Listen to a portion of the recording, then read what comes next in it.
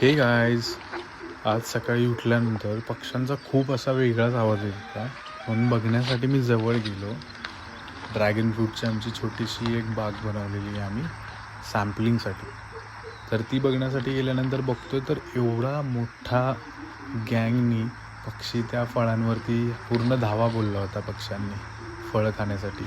Almost 12 ते 15 फळं त्यांनी खाऊन टाकली. काय रे त्या मुल्या झाड तोडून टाकलं पाहिजे ते काढलं मुळे आता मला वाटतंय उपटतोयस का तोडतोयस का तीच पद्धत तोडून वरती कट करायचं ह्या हाईटला 5-6 फुटावर है ना मग चालेल काम. तुमचं झालं तर त्याशिवाय मुल्या तोडल्याशिवाय कामाला येणार नाही, निघणारच नाही ती.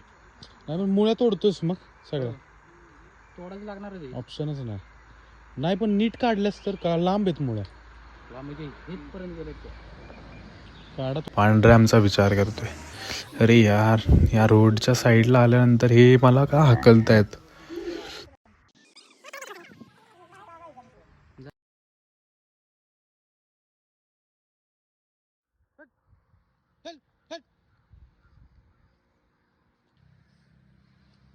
ही आपल्याकडची ना सगळी झाड सगळंच वेगळंच आहे.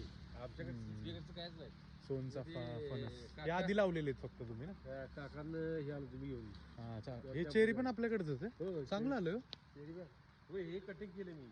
हा हा लो बसलंय. नाही ते जरा कटिंग पाहिजेच म्हणजे बुंदा चांगला झाला ना की झाड व्यवस्थित हे होतं. हे आडूस आहे ना तू फक्त कट करा मग कट करून घ्या नंतर. एका कस्टमरची रिक्वायरमेंट होती व्हिजन ब्लॉक करण्यासाठी. तर कोनोकॉर्पस हा प्लांट आम्ही त्याला रेकमेंड केलं.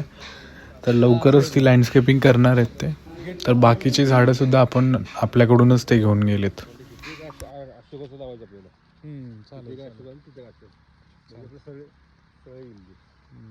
चांगलं दिसतंय मस्त. हे काय करा ह्याला खत पडलं नाही 2 महिन्यातून एकदा खत पाहिजे फक्त. पण ती काय म्हणतो आज नाही मामा काय भरती पेटाना पाव लागाना काय त्याला वाटत असेल दुसरंच काय. आमचे दत्ता आणि सुनील यांनी खूप आकांताने ह्या शेडवरती जे ग्रीन नेट दिसते तुम्हाला, ब्लॅक नेट दिसते, ते शिवून ते प्रॉपर बांधून केले अल्टर करून. जे आमच्याकडे राहिलेलं होतं त्याचंच त्यांनी हे केलेलं आहे. खूप महत्त्वाचं असतं ज्यावेळेला आपली माणसं आपल्यासाठी त्यांचा वेळ देऊन. आता ऑलमोस्ट 7 वाजलेत तरीही आत्ता काम चालू आहे. आज बाकीचंही काम चालू आहे. काही लोक झाडांचं पण काम करतात. तर आजसाठी एवढंच. Time to do it again tomorrow. तर लवकरच भेटूयात उद्याच्या व्हिडिओ. Bye guys.